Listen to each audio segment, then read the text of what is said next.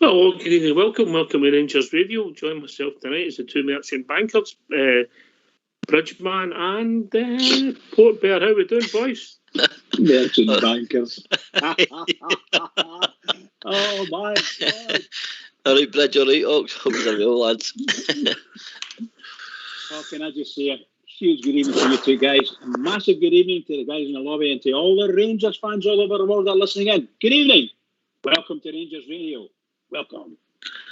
Great news in Thoughts. We struggle to try to get up his addiction, mate. He's now cut down to 3 a day. 3 a day. 3 a day.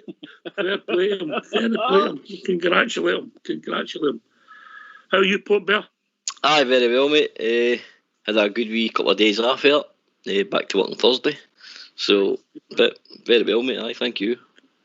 How are you, Bridge? I'm doing great. Good, pal. Thanks very much. Doing good. Right, okay. What we plan tonight, just we'll have the view for the Bridge, then we'll hear from Stevie G, see if the two match up, Port Bear. Aye, and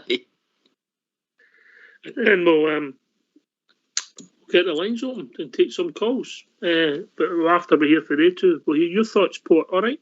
Okay, mate. Let's hear from the view from the Bridge.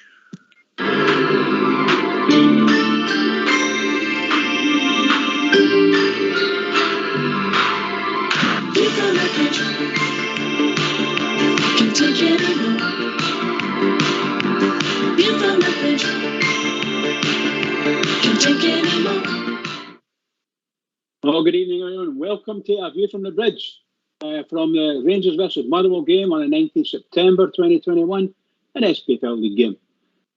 Championship flag unfurled at Ibrox, and marvellous it was to see at last. I did enjoy it. The game, we played really well for an hour, then our football world caved in on us. Most loose balls by Rangers caused us problems, whereas loose balls by Motherwell, we couldn't do anything about them. In the second half, we just didn't do it. In the first half, a great ball in from the right by Aribo, was headed home by Sakala in the 12th minute. Thoroughly deserved lead for us. We kept pressing but failed to beat their keeper. We had lots of chances. Half-time 1-0 for us. In the second half, we did not get going properly at all after the break. After 15 minutes, we simply didn't play well. Looked like we decided to hang on to the one-goal lead. To a man, we just stopped pressing him and paid the price. In 66 minutes, we couldn't clear the ball, and Motherwell got their first shot on target and scored. That just killed us for the rest of the game. Very poor second half from the Rangers. Full time, 1-1. Comments, Motherwell would win the Killing Time trophy by a mile. They would also win the leading by the studs up and challenges trophy. The ref was not too kind to us for most of the game. I don't know where they got the number of fouls against Rangers. Something like 16 fouls against Rangers, which were less than Motherwell. Unbelievable. More than Motherwell. Our passing game was brilliant in the first half, but we were dreadful most of the second half. I have no idea why, but it was not good enough. So many of the Motherwell players sitting down, wasting time, pretending they were injured, waiting for the trainers to come on. Just shocking. It's just shocking. And that should be, the SPFL should be looking at that. That is not football. In any way, shape or form, not football. And I'm not saying that because we didn't win. Anyway, back to the rest of it. Player by player, Gregor 6, Tavernier 6, Golson 6, Simpson 6, Barisic 6, Kamara 7, Davis 6, Aribo 6, Roof 6, Morelos 6, and Wright 6. Man of the match, Kamara, and it wasn't by much. It wasn't a great game for anyone in their team. Match stats: possession 68% Rangers, 32% Motherwell. Total shots 24 Rangers, 5 Motherwell. Shots on target 7, 1 1 for Motherwell. Corners, 13 for Rangers, 3 for Motherwell. Fouls, 16 for Rangers, 9 for Motherwell. Can't believe it. And that is the end of A View from the Bridge.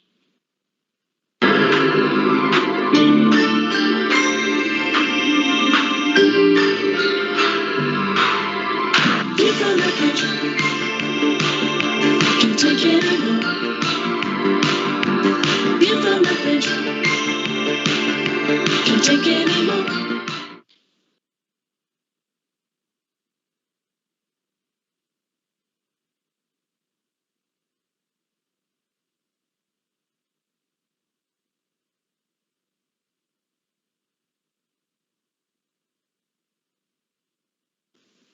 Well, thanks for that, Bridge. We're just going to hear from Stevie G in a minute.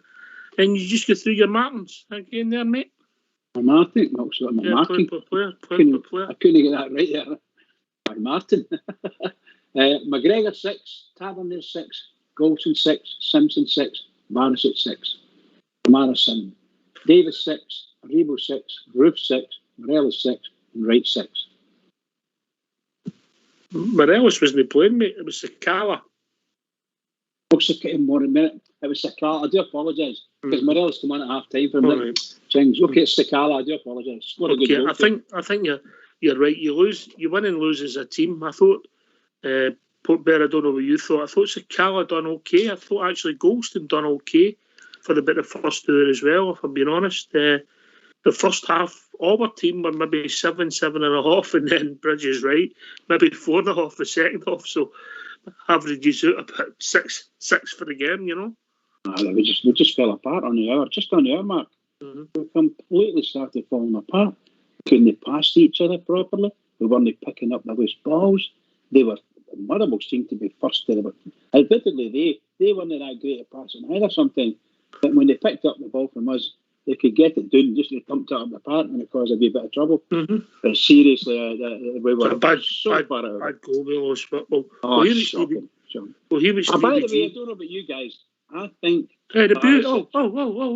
Sorry. The beauty of the Bridge is finished, right? I'm in charge now. You get back to the answer. I thought we were getting involved in a nice wee discussion there. Sorry. 5 times we tried to bring in Port Bear, you just kept going and sealed. Port Bear, apologise. It's all right. It's your fault, Port. Send them the pictures and getting them on site. You're sending on the pictures to him. I warned you about that. I warned you. Right, Port Bear, in you come. We'll go back to Bridge in a second. Mate, we absolutely battered them. Bridge is absolutely right. We absolutely battered them for 55, 60 minutes, didn't we? Motherwell were still the first team to come to take league points off Rangers since March 2020, mate. So, it's not many teams have kept Ibrox. We might have turned into a fortress, and we have been excellent at home. But there's just something sticking this season. We've all agreed on this on several, occasions with conversations on the show. There's something missing this year, mate. We don't seem to have the same ruthless streak as we had last year. Especially in the final third. I think sometimes we'll be alright from back to middle, and then when it comes into the last quarter of the pitch, the last third of the pitch, mate, we just seem to be absolutely sometimes bereft of ideas. Just flat, pedestrian, just not thinking right, mate. Not the perfect ball getting played, and that's not like Rangers, mate. I think we made enough chances in the first half to put the game out of sight, and I think that's part of the problem. Listen, let's hear what the gaffer's got to say, then we can have a discussion. And we can bring Bridge back in and he can get it off his chest. All right, let's your gaffer, Stevie G. Jack Simpson has had limited game time this year. When he's been on, I thought he looked a wee bit tentative, but particularly in the first half, the battles they had with Rollery and Tony Bolt were pretty impressive. Is that the kind of performance you can build on? I think so. I think Jack done a lot of good things today. And I think we did as a group. I think we had one moment where Liam Kelly's gone long and direct in the first half, which led to Tony Watt being in on goal. So we'll have to look at that one. I thought we had 2 bad moments, one in the first half, one in the second. Obviously, the second one leads to the goal, which we spoke to the group about. But today, for me, that was a 3-4-0 game. If we showed more quality in the final third, I don't think it was anything really to do with how we defended. For me, we we got to the final third on so many occasions. Some of our play in terms of our preparation and our build was outstanding today, but we never rewarded ourselves and we never took control of the game and the points at 1-0. And when you do that, if you don't go and take your chances and kill teams off, you leave yourself vulnerable at the back, and we did today. Yeah, Stephen, just how frustrating is that? You've spoken in recent weeks about us maybe not starting games quite as well as we could have. Today, Rangers seem to come out the trap so quickly, and that level of performance seemed to drop off a bit in the second half. How frustrating is that? It's frustrating because we should be sitting here now saying we're 3 points clear, and we should be talking about people getting assists and goals and rewarding ourselves, because we started the game ever so well. You know, when teams come and they're really disciplined and they're organised, it's about forcing that breakthrough, and we got that through Fashion, and we kept the heat on.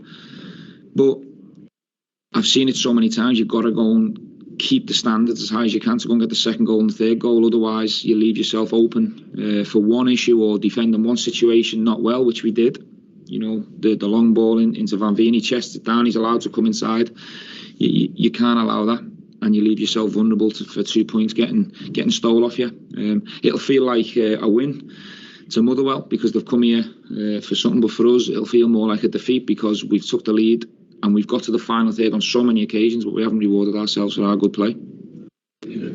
Stephen, is it a case of you brought in 3 players today in the first half? They were absolutely terrific in terms of movement up front, but was it just a case of maybe then needing that sharpness in front and going to come with more regular game time? Well, look, they're all looking really sharp in training, but you've got to go and deliver on the big stage. We've been patient with Fashion. You know, we had a bit of a stop-start pre-season, but he's ready now, he's fit, he's looking likely. Kemar Roof came in, obviously fresh tonight. He had a fantastic chance on 47 minutes, so we're getting there. We're creating the opportunities. I think at half time we said to them we created 14 chances, 6 on target. You've got to get more than one goal on the back of that. Otherwise, you're going to leave yourself frustrated come the end of the game, and that's how it feels, because we should be sitting 3 points clear at the top of the table. We still look top, but we're still top, but it's still frustrating because we should be top by more. The substitutions came a bit later on today in the game. Was that with the intent of letting the starting 11 going into themselves? No, it came on the back that we were still getting down the side of the box. We were still getting it to crossing positions. We were still finding our wide triangles to be creative. We were still putting crosses into the good areas. It was about someone stepping forward and going, this game's ours, these points are ours. But unfortunately, no one could do that for us today. So the subs, you know, we would have liked more attacking options on the bench today. Obviously, Ryan's injured and we've got a few other issues as well. But we didn't feel like we were performing bad to make a substitution. So that's why we decided to go a bit later with it. Well, in previous seasons, sometimes the team would get pushed out wide a little bit. But today, again, particularly in the first half, there's a lot of players taking on responsibilities to drive through the defence. Yeah. And it was quite often it was just that last pass that was letting them down. Exactly. And well done on your observation, because I think a lot of teams are going to set up to block the middle of the pitch and force us out wide. Today, what I thought Motherwell done well is they stopped our crossing really well. They were blocking Tav's crosses and they were blocking Bona's crosses. So we've had to improve and evolve by passing and running, by being more spiteful, passing inside the pitch, passing and running, and trying to be more aggressive in our team selection. You know, we had obviously 3 really attacking players in Scott, Fashion and Kemar. We put Joe Aribo, who's going to join that. So we tried to be as aggressive as we can. And you look at this game and it'll look like Motherwell's a lot of positives from Motherwell, but we got there today. We got down the side of the box. We got into the 6-yard box. Kemar's had a tap in to go and make it 2-0. That's where the frustration comes, that we haven't gone and rewarded ourselves for all our good play. And people should be talking about 3 or 4 goals today. Unfortunately, we've only got 1. Yeah, just wanted to touch on what you're just saying there about the front 3, Stephen. Certainly looked a lot more interchangeable in that final third. Maybe, you know, sometimes we start with Alfredo. He's obviously going to be right through the middle. The front 3 that started today, does that give you more options going forward in the season? Yeah, definitely. I think Scott Wright and Fashion today brought speed. There was a lot of interchange, and I thought some of Kemar's link-up play was good. It's about me finding the right balance for the right challenge.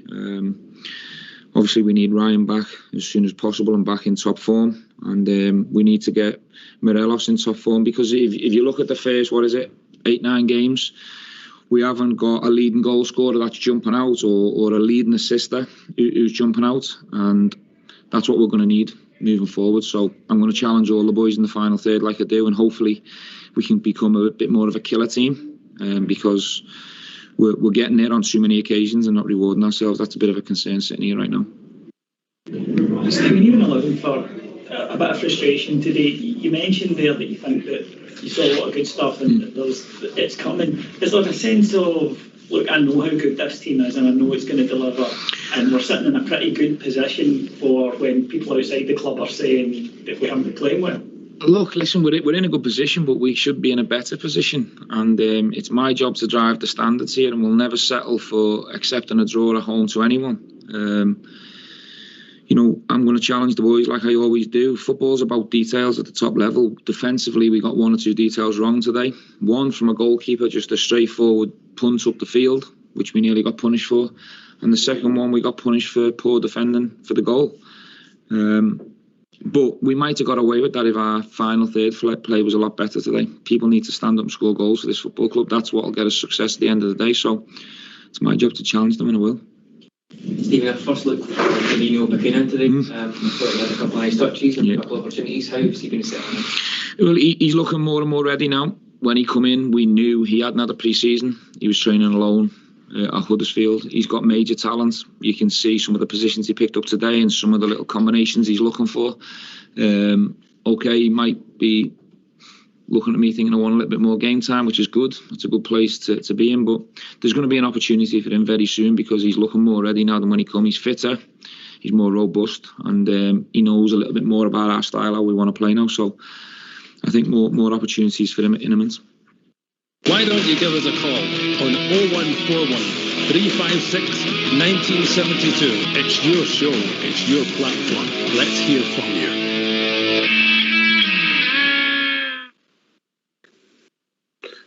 Right, gentlemen, I think he's right, but it doesn't mask the disappointment for yesterday, Port Vale, does it?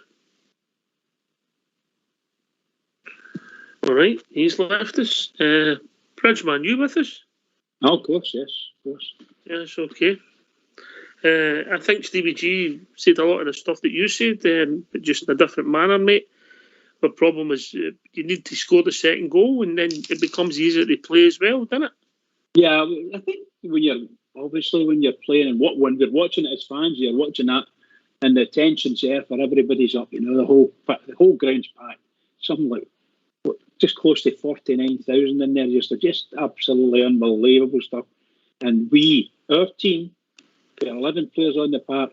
We can't put the ball in the net. We make umpteen chances. We've got loads and loads of shots.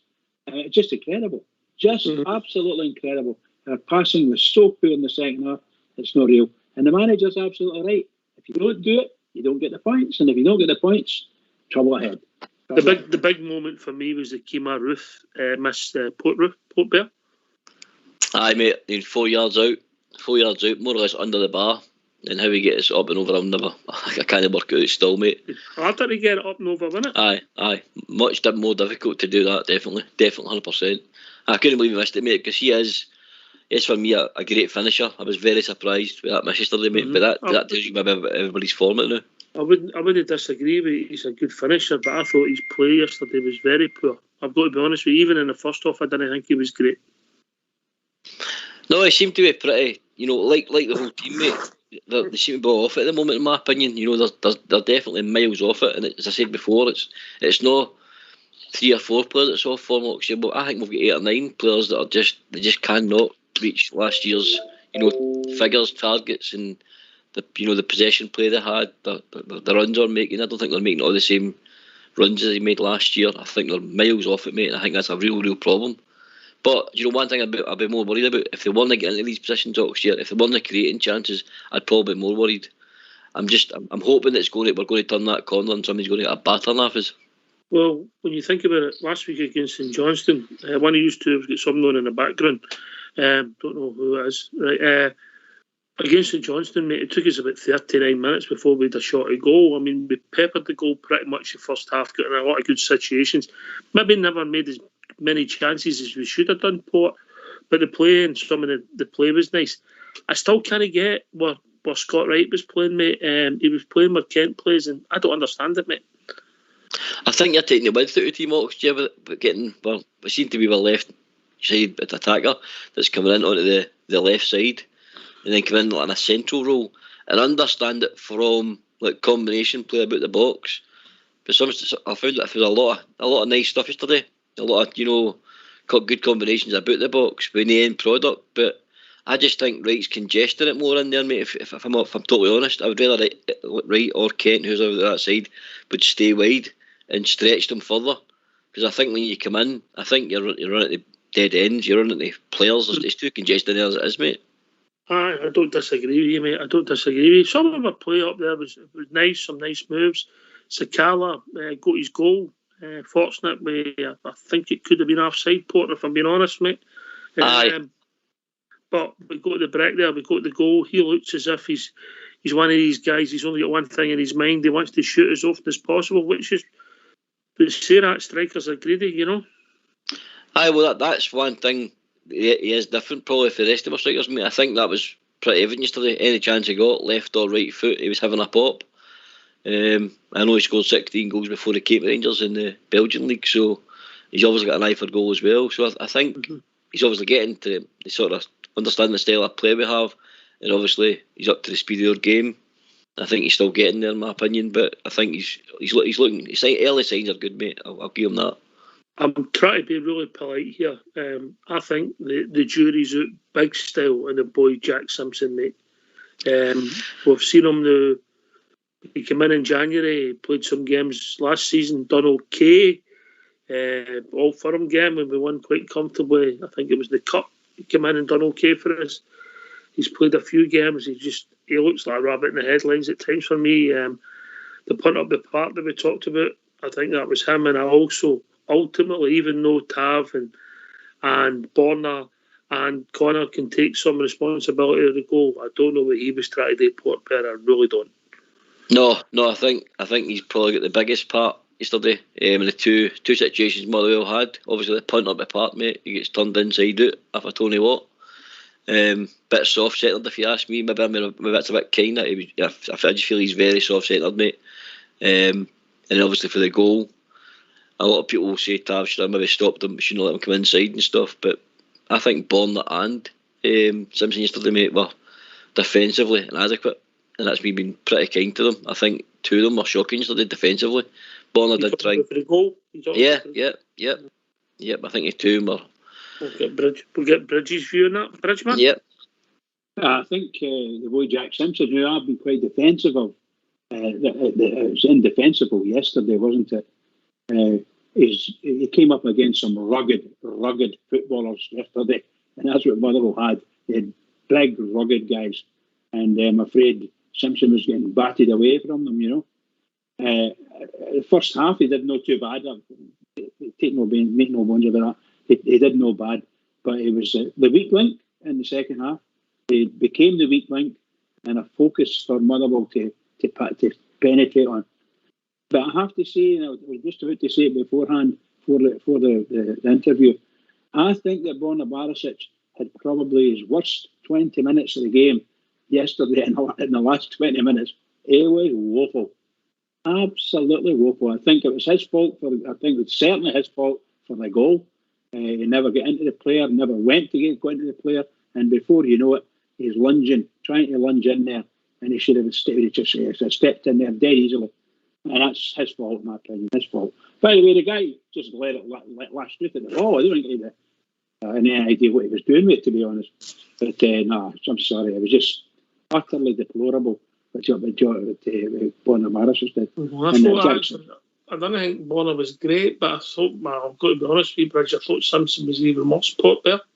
Oh, the whole game, overall. No, I'm talking about the goal, Port Bear. You mean Borna should have probably seen the danger as well. He should have came across, but ultimately it's Jack Simpson, the centre half. He should be standing up and being a lot stronger in that situation. I think they all played their part, but I totally agree with you, mate. I think Jack Simpson was found majorly wanting, mate. I think he's got to do much better than that, mate. He's got to do much better than that, or he'll quickly find himself out the door. And it brings me back to the Katic situation. Did we send the wrong man out on loan, mate? Because on football at the moment, I think if Katic might be back in January, remember we can get him back in January, so he's good at playing games. I think that was the right thing to do for a big fella. Because I think he was weeks and weeks away from full fitness to play for us. So hopefully a fit baller can come back. A fit Nico can come back in for the break and then be ready to go again when we start the end of January again. Yeah. Aye, definitely. I suppose, yeah. And I dare say they kept Simpson as well for the balance. The left-sided thing. You probably think he's been kept for that as well. I think that's probably the only thing he's been kept for, because remember we used to speak and we used to say, like, say, right, needs to bulk up a wee bit, needs to get a bit more weight, blah, blah, blah. And we said that about a few others, including Katic at one time. And Katic has bulked up, looks apart for it. I'm afraid that Simpson looks like a wee scalp against opposition players. I'm not being funny when I say that. It doesn't look strong at all. He's not that strong. And that's one of the reasons he won't make it at Rangers if he keeps going the way he's going. That was a poor performance by him. Particularly the last 20 minutes, very poor. I don't think he's maybe cut out for the rough and tumble of the Scottish game, mate. Good shout. Good shout, aye. I'm trying to be kind to the boy because I know that he's not played that many games, Port Bear, but you can only, as Roy Walker says, you can only say what you see. You know what I mean? Definitely, mate. People always, early get slagged constantly, especially in England and stuff.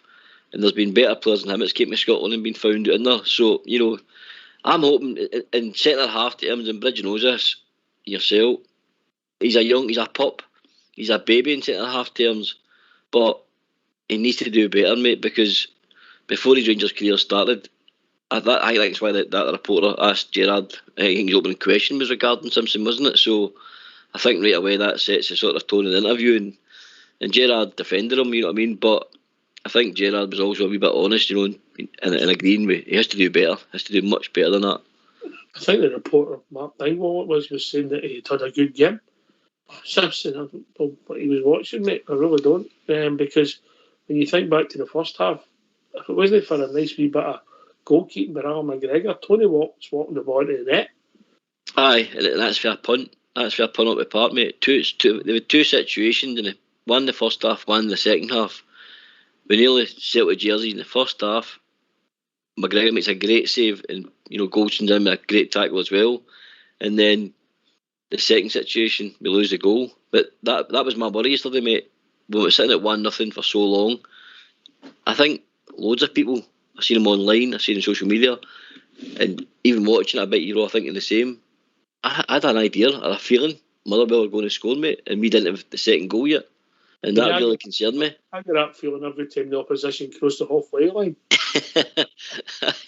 Hawks gets that feeling 3 times a day, you know what I mean? Aye, at least you get feeling back in his arm. I get what you're saying, but you could see the game turning, Bridgeman, couldn't you? You could see the game turn round about the hour mark, yeah? I think that I reckon the on the hour, virtually on the hour, we started to sag. And could that have been Thursday? Hello. Right, I'll cut across you, Bridgeman. I think we'll join Ian. Evening, Ian. Evening, how you doing, boys? All right? All right, nice to speak to you, mate. How's things? Aye, no bad at all. Listen away to the show there. But he's talking about Mr. Simpson and his performance yesterday. Mm-hmm. I've got to weigh in.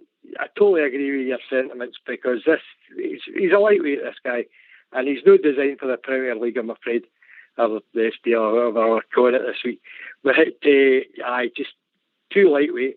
I think somebody wants to take him away into a dark corner and show him some videos of Richard Gough and Big Ammo and boys like that, and show him how defending should be done at that level.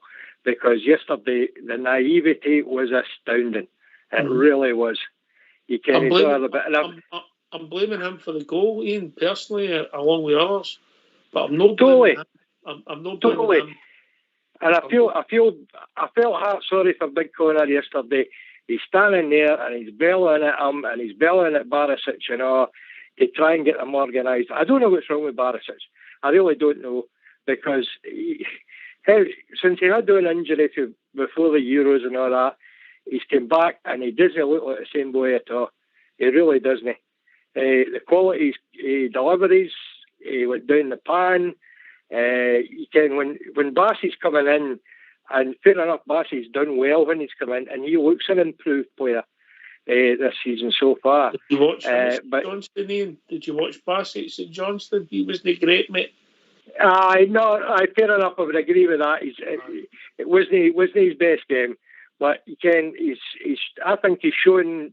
He's coming on to a game this season more than he was last season, and he looks to be getting it. He looks to have made a handle on it this year. Ian, can I say to you, I'll bring the other boys in, but I accept your point about Simpson, but I'm not blaming him for us dropping points yesterday. Yeah. Oh no. To be honest, the lack of ideas coming into midfield and all was terrible. There was just very little imagination or penetration, or we just seem to be getting back to this, knocking it back and forth across the midfield carry on.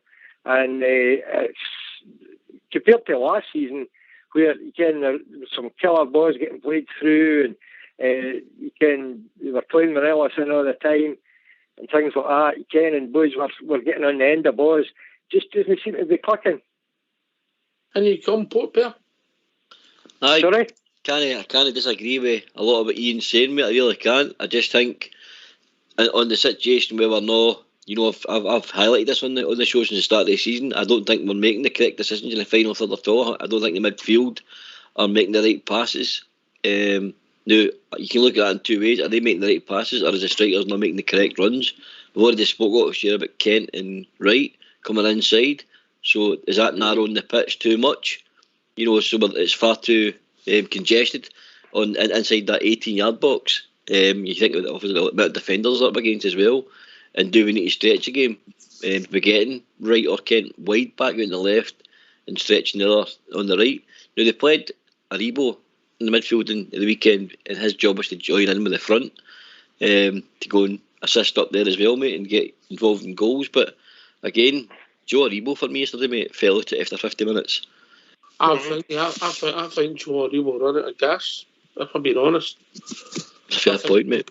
I totally agree with you. I think he looked sharp. He really did. He just was. Well, I'm not saying he lost interest, but he can put Joe in positions where he gets the ball at his feet and he can run at men, and he just didn't have it yesterday. He just didn't click at all. And when you've got a creative player like that not contributing to the match, that's something else that you're missing again. I totally agree with this. We should be hitting boys right out on that byline and trying to get down the line and getting across. But you can. It's all right saying that, but you've got to get boys in the box to put the ball away. That's the be all and end all. All right, Sakala get in, he got his goal, fair enough, but that was with a set piece. But you've got to widen that park as much as you can and stretch your boys, especially Motherwell, because they are so concentrated in the midfield. And as I say, they're big, hardy boys. They're as rough as hell. But as I say, you've got to use a wee bit of intelligence and say, right, come on, we need to widen this park and get us as far out onto this touchline and get these boys down the line as hard as we can. I'm not a football manager, but I've seen my fair share of games in my day, and I've followed a lot of amateur football in my time as well. And you can't, even if I could see it, Stephen Gerrard's bound to see it. I don't think you're alone. Going back to Joe Aribo, Port Bear, do you think his performance yesterday summed up the team as a whole? Yes. He was okay in the first half, Joe, wasn't he? Yep. I think you were right when you said he looked, tired. I don't know if Thursday night had any part in that at all. I really don't. But like as you said, like the rest of the team, his performance just looked like the team performance, dead in their feet in 60 minutes. And where was Ruth yesterday? Never heard him mentioned for about 20 minutes. I don't think he'd a touch for 20 minutes at him, boy. Ken, I don't know what's happened to him either. You can't into him. He was getting on the end of passes. He was getting his slip in the box, and creating chances, but never sniffed him at all yesterday. I thought he was anonymous. Ian, I don't disagree with Roof. I thought he did every best in the games yesterday. You see me look at a front three, Port, and then I go to Bridge with us. None of them have played a lot of games this season. So they've not a lot of game time, so they've come in all right. You try and take your chance, but if you know that traditional big word of match fitness, you know? No match fitness, no continuity in squad selection in the front three either, mate. So, I mean, they are struggling to, Gavin said that, they're struggling to find the right combinations, and that's in his selection to see what's going to work each game. I think that's one of the biggest problems he's got, and because we had COVID situations, we had injuries, stops and starts, beginning the season, early qualifiers for the Champions League, mate. I think it seems to be all catching up with us at the beginning of the season. But like I said earlier on, I think once it clicks and it gets the right front three, and the manager also mentioned this, Oxtear, we've not had anybody that's been the assist standout so far in the first 6 games in the league, or goals. We've not had anybody that stepped forward yet and took this, the game by the scruff of the neck, or drove away themselves and get 4 goals under their belt, or 5 goals under their belt, or 3 assists or 4 assists. There's nobody done that yet either. It's all very flat at the moment. And you come, Bridge? I 100% agree with just what you were talking about there. I think that the thing that to me epitomised our game yesterday was when Stephen Davis had a fantastic run, must have run 40 to 50 yards with the ball, and he put a poor pass there. And he didn't know what to do, didn't go either right or left, but he was the one in control, and he had a fabulous break, and what a wonderful run from Stephen Davis. And I was surprised he managed to get that far, but my goodness gracious, he just let everybody down with that pass. If it had went the other way a wee bit earlier, we might have got a goal with it, but that's the kind of thing that was happening, misjudgments or poor selection of passes, whatever you want to call it. It just didn't come for us yesterday at all. And I think that a mixture of Borna in the left, not getting the balls over properly in the second half, late in the second half, and of course Tav. Tav, I've said this before about him, sometimes when he falls out a game, he falls out a game. And it just doesn't happen. It just doesn't matter. You're not going to get him back in again. And that's what was happening to us yesterday. Don't get me wrong, they're all happening. They ran, but no results at all for us. No results, as you saw. And it's heartbreaking. Heartbreaking for the fans. The fans are going to sit there and go through all that. And they're thinking to themselves, we're pumping all this money in here. And they're playing like that against Motherwell. Motherwell, the sit-down team. They sat down. It must have been 15 times they sat down yesterday to get a break and waste time. That's just shocking. I'm not going on any more upsets. Ian, you win as a team, you lose as a team. I know there was guys maybe played slightly better than other players, and I agree with you, Roof and Simpson. They were the two that I picked out. Bridges picked out Borna.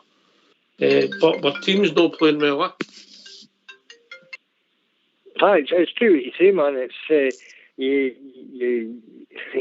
you've got to support through thick and thin. That's the thing, and it's certainly thin at the moment because we were talking there about Joe Aribo looking tired one here and another, and there's Steve Davis, and he is a man that should look tired, because you think of the game time that he does get, whether it's for the club, whether it's internationally. And considering his age, he's the man that should look tired. And as I say, I don't know what he's on, but I wouldn't mind a pint of it myself. But he's I can see where you're coming to there. He's poor, but he does seem to be off the boil a wee bitty.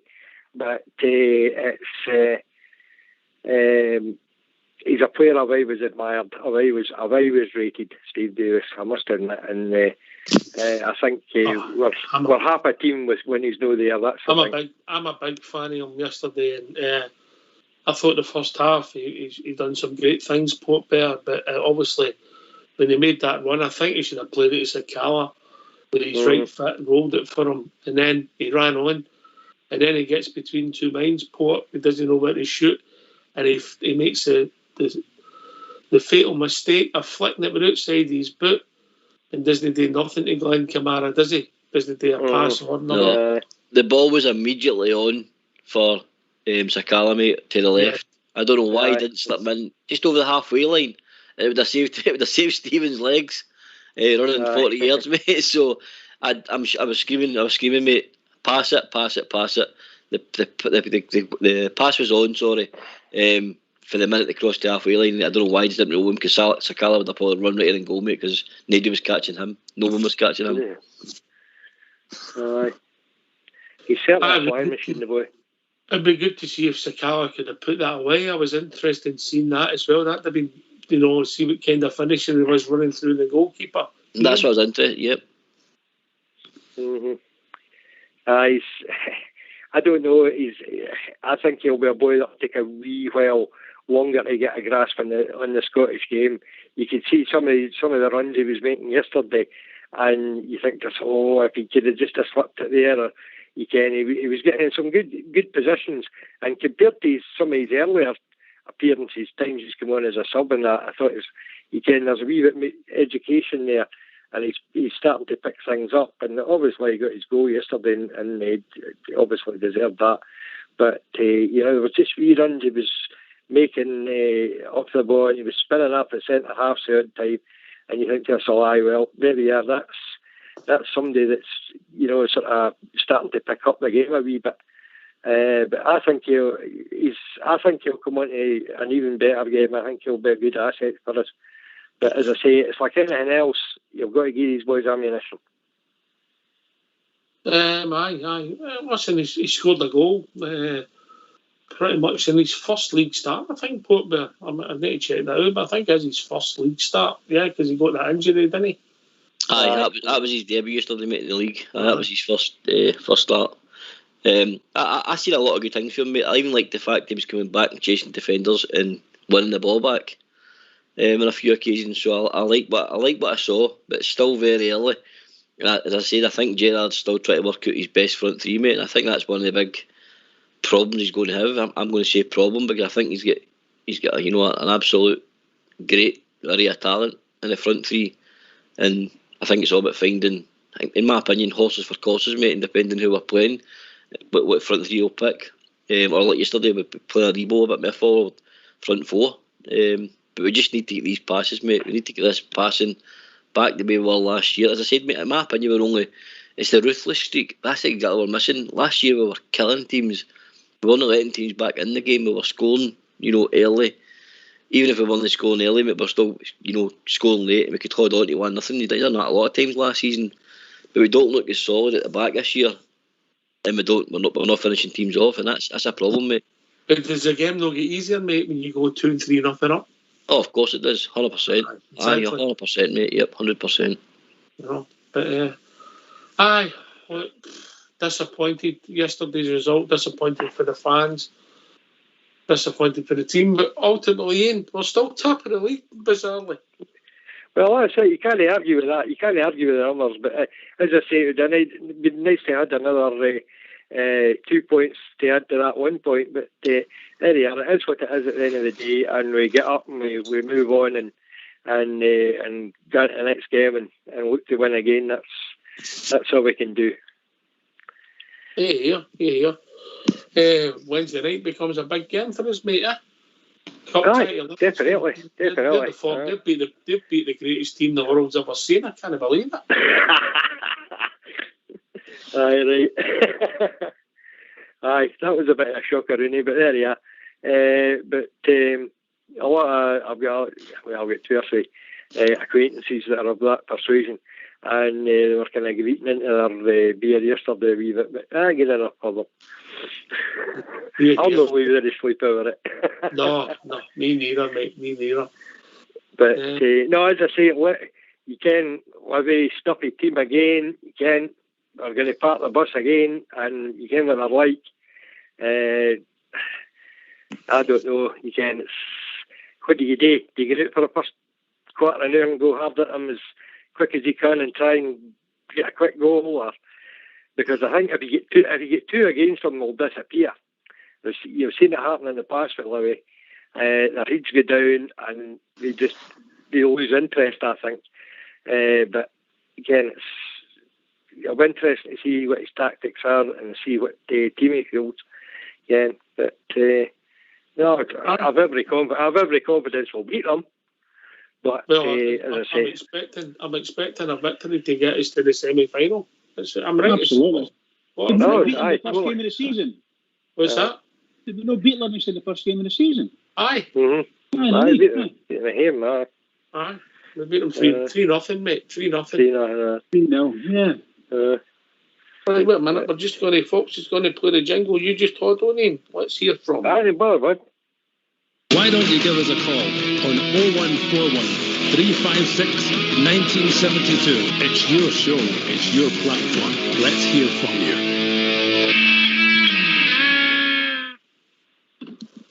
Right. I can sense disappointment, and we're right to be disappointed. I think but performances all season haven't been great, but I tell you what, Port Bear, apart from the lack of confidence, I can't put my finger on it. No, I've no idea, mate. I have no idea what's happening. As I say, the way we played last year compared to now, it's like two different teams. And believe it or not, we've only added 2 to the squad.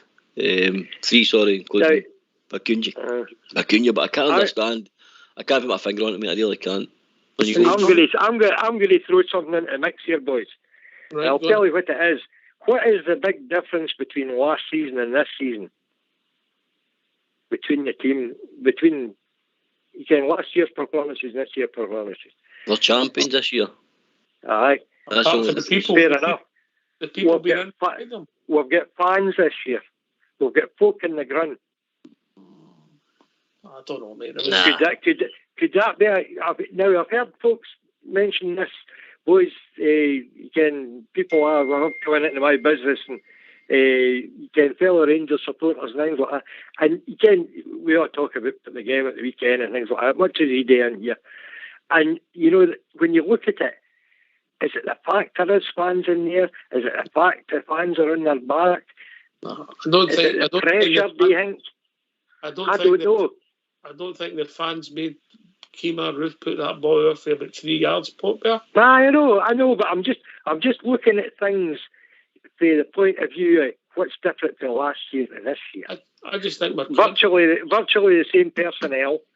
Mm-hmm. Again, there's not been that many changes to the basis of the squad for last year. As well. Can I come in on that? There you go, Greg.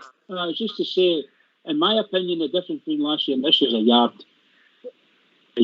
Aye. That's the difference. Mm-hmm. You know, and you can look at some of their passes, it's a yard shot. 100% of the time, certainly, we have to have certain players yard shot. And it causes all sorts of mayhem and madness, and we look really perturbed. We get our passing right, get whatever fitness it requires, either match fitness or get a grip of the ball, somebody getting in battle the players at half time, you know, get in there and do this and do that. Whatever it takes, let's get it done. We don't need to be. We're a far superior team to that team yesterday. That team should never have been allowed back on at half time. They were so far away from us, and yet they walk away with a point. And our flag day. So it's happened before, but it's yes, but not with that mob. Benjamin Doyle scored. Ian Ferguson ended up in goals. I forgot all about that yesterday. Port Bear, and you come out. Confidence is the thing, I think. I think with the fan situation, obviously, I think we put that to bed against Celtic, because that was one probably that was a game we all says, you know, if stadium's full, you know, that'd be one that, you know, tests us out. But we passed that test, so.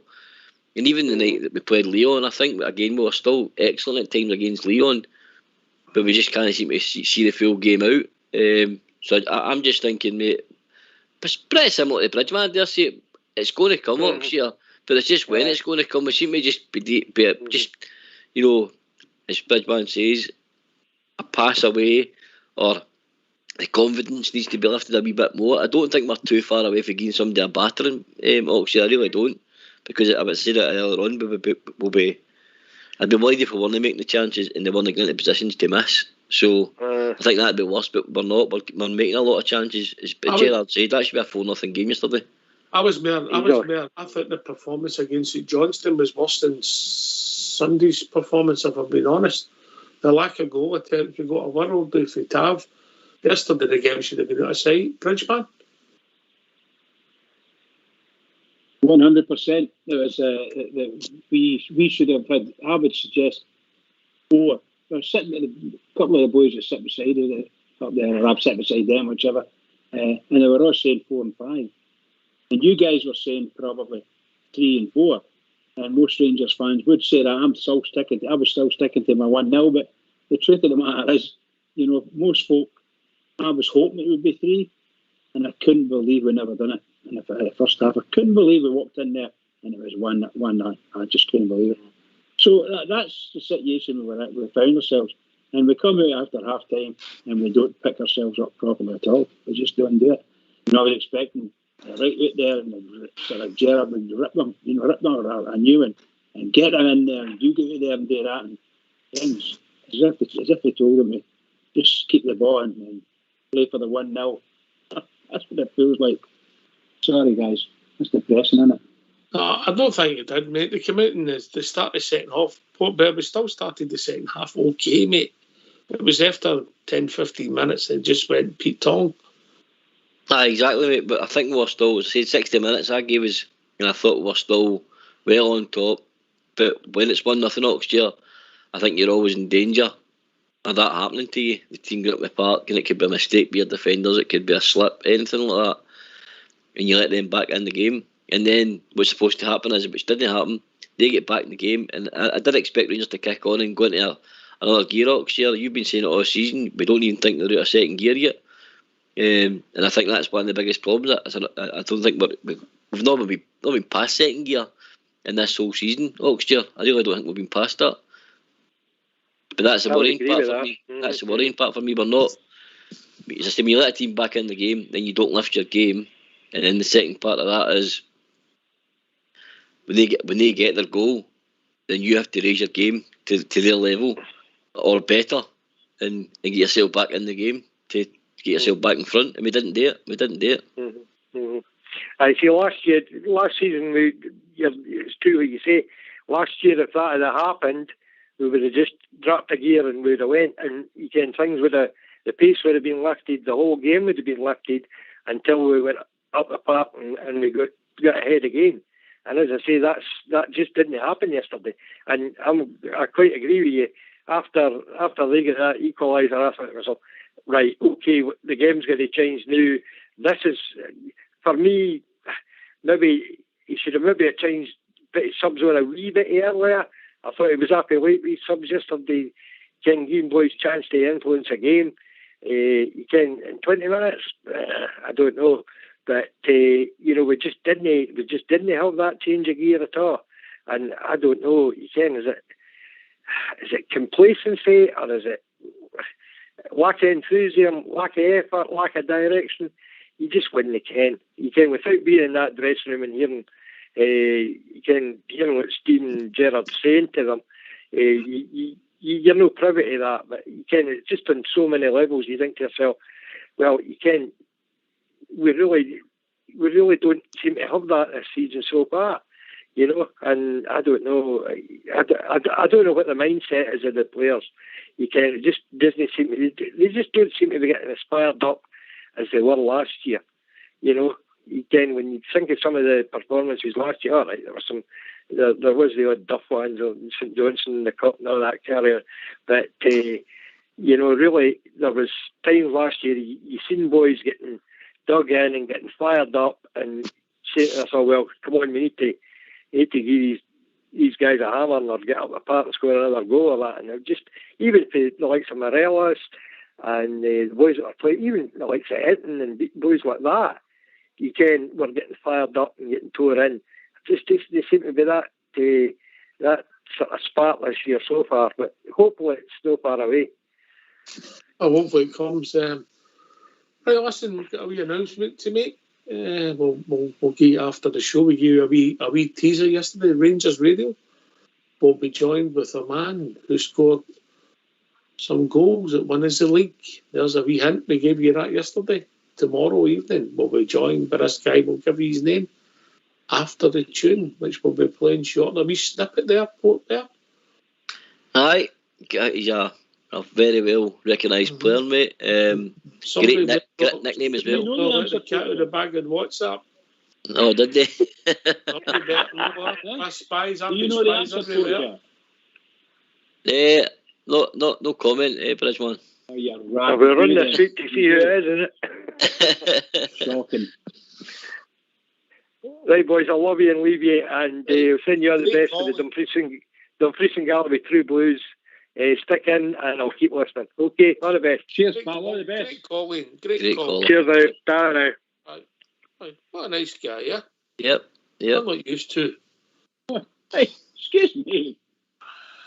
Well, if the cap fits, mate, if the cap fits. That's true. That's true. Aye, scored goals at winners the league. I'm trying to think of another hint I'll not get away. What about his nickname, Oxshire? No. Not getting that, no. No. Right, okay. Scored goals at winners the league. Mm-hmm. What about some of the leagues he played in? Is he a Glaswegian? No. No, you're not going to lie. No. Angelskis, no? When did he score the goal at winners the league? I'm just asking. That would be some interview, wouldn't it? Me talking to Kanchelskis, would you interpret? No, I couldn't. He probably speaks perfect English. Talking about people who speak perfect English, we've been joined by George Logan. How we doing, big man? How you doing, boys? All right? All right, George. Good to hear from you, big man. It's good to be back. I was a bit nervous phoning there, Ox. It's been that long, to be honest. He's moved that far ahead of the time. The price hasn't been up. You're all right, mate. Don't believe for a minute you're nervous, George. Give us your thoughts, George, before we go to a tune, mate. Ox, I will start with a positive. We're still top of the league. We've not played a 90-minute game apart from Dunfermline. That's the thing with it. But Ox, I think we need to start making substitutions. We've got that many high-profile games, high-intense games in that. Yesterday, I'm sitting there at 60 minutes and saying we need to change something, whether it's even if it's taking Simpson on and bringing the boy's been playing left back for us, putting him on or something, just make a change of some sort. I could see it coming a mile away, Ox. It's like we're feared to make changes. The boy Ulstrom Tate, how he never started yesterday for me. I think he played his best game the other night there as well. I think we need to be a wee bit more clever here, Ox, and play certain guys.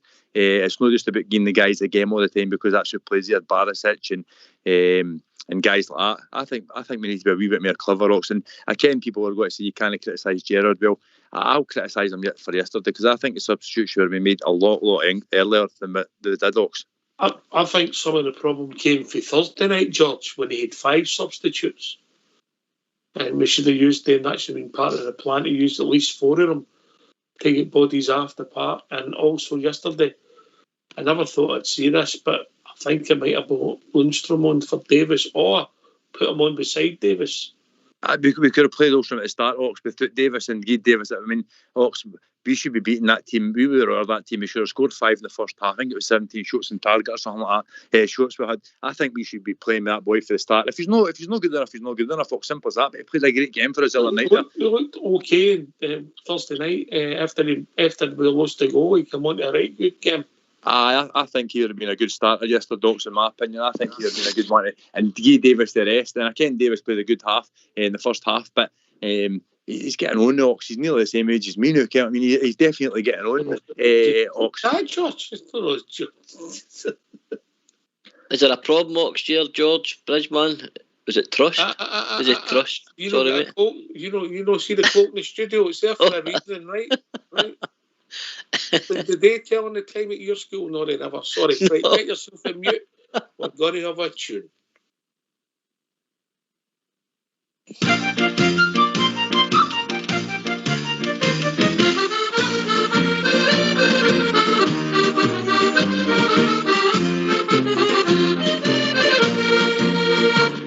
Now there's a pub in Green Street where all good proddies you will meet. So come down here and together we'll have a jab. A welcome there you will receive, so good that you won't want to leave. A fine wee pub is Saltcoats Mermaid Bar.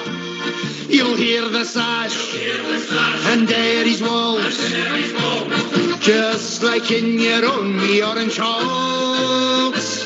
The banter here you will enjoy as long as you're a Brodie boy. A good time in the Mermaid is had by one and all.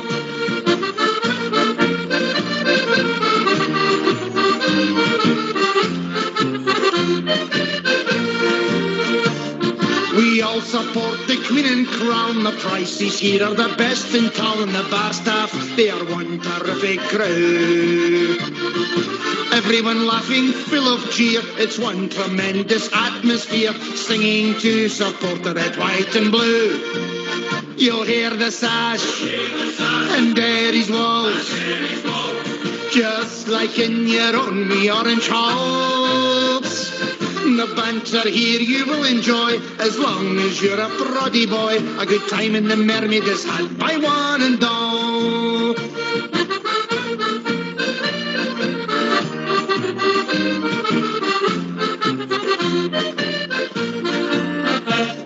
It's nice to come to the Mermaid Bar when Rangers are playing at Tyrants Park. You'll forget your worries and all your cares, singing songs against the Thames before you watch the Rangers win. For everyone here supports the Teddy Bears.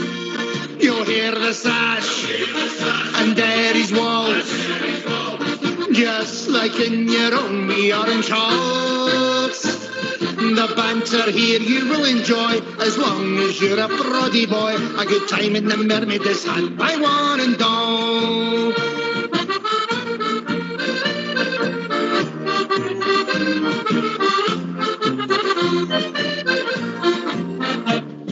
If you are up from Belfast town, Tyrone, Fermanagh or County Down, Armagh, Antrim or London, Derry shores, the Mermaid is the place for you, so come and have a drink or two. Next time in Saltcoats you'll want to come back for more. You'll hear the sash and Derry's walls, just like in your own wee orange halls. The banter here you will enjoy as long as you're a Brodie boy. A good time in the Mermaid is had by one and all. You'll hear the sash and Derry's walls, just like in your own wee orange halls. The banter here you will enjoy as long as you're a Brodie boy. A good time in the Mermaid is had by one and all. A good time in the Mermaid is had by one and all. A good time in the Mermaid is had by one and all.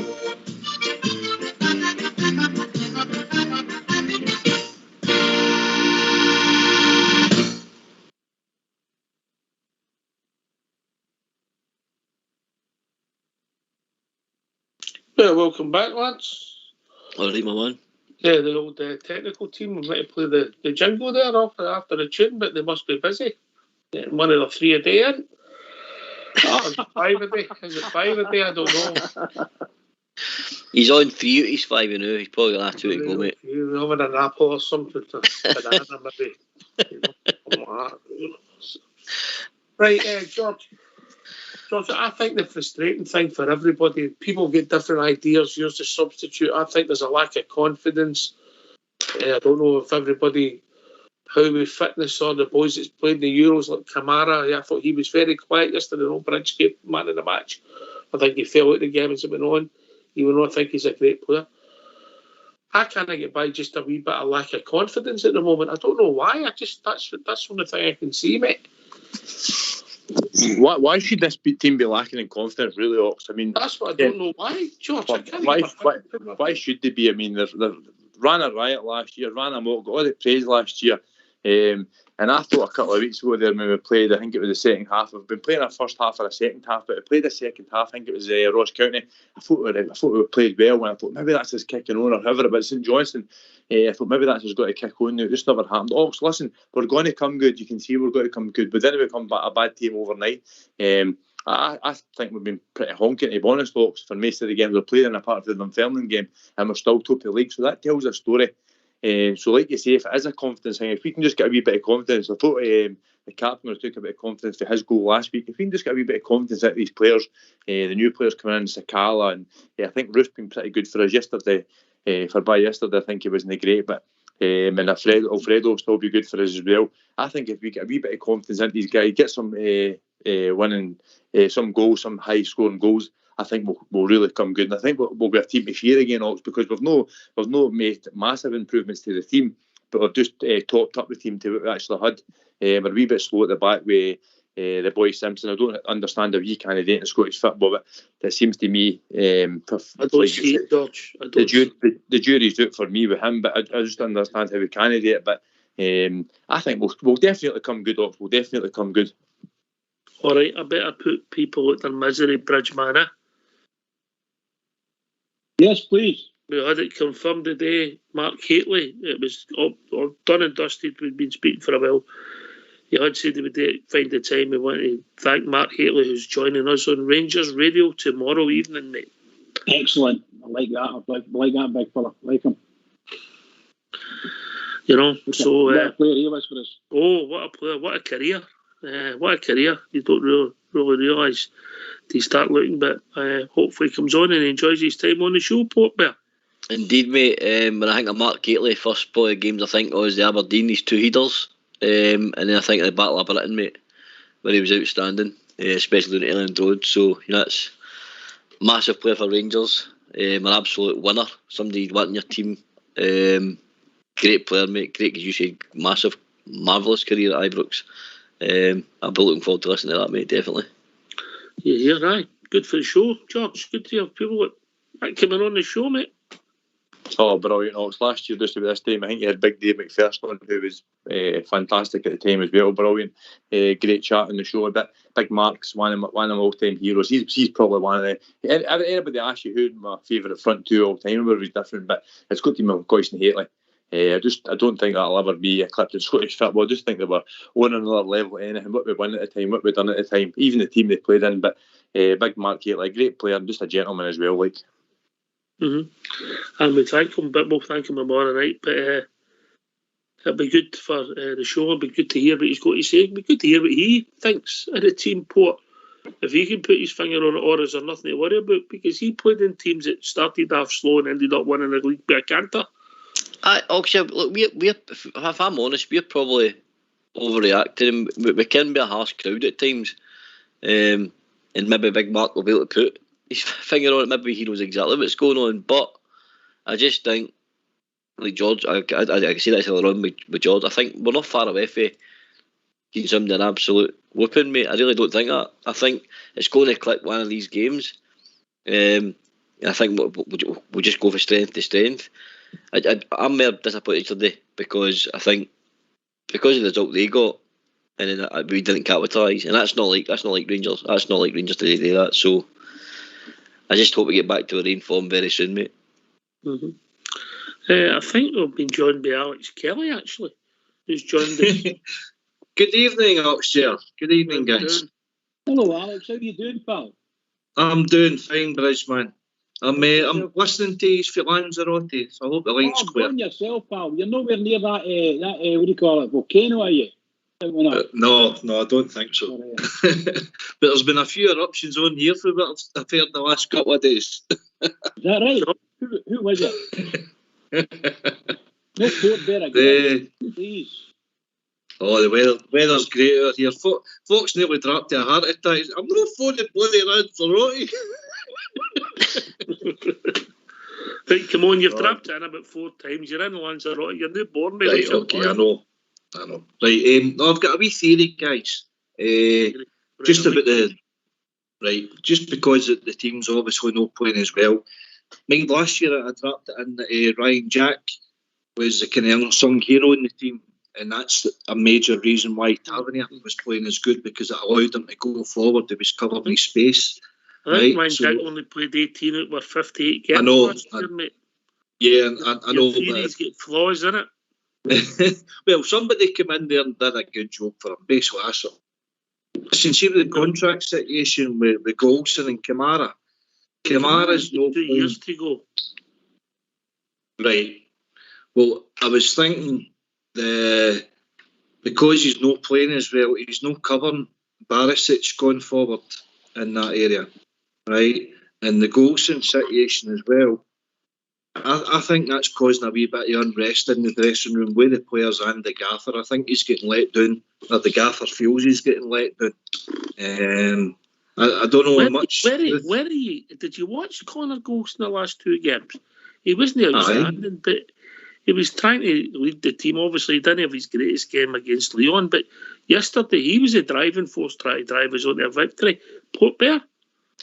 Yesterday he lost the plot at Tavernier a couple of times as well for giving him slack passes and also not getting the team forward.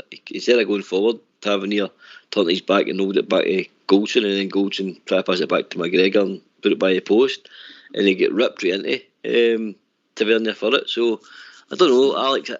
I hope that's not a problem, mate. I really do, because if that's really worrying and affecting your whole team the way it is, then we've got a massive problem. Because, in my opinion, we've got 8 or 9 players that's well off it. Where it's confidence, where it's, they think the job was done last year and they're resting their laurels. I have no idea. I hope it's none of these things.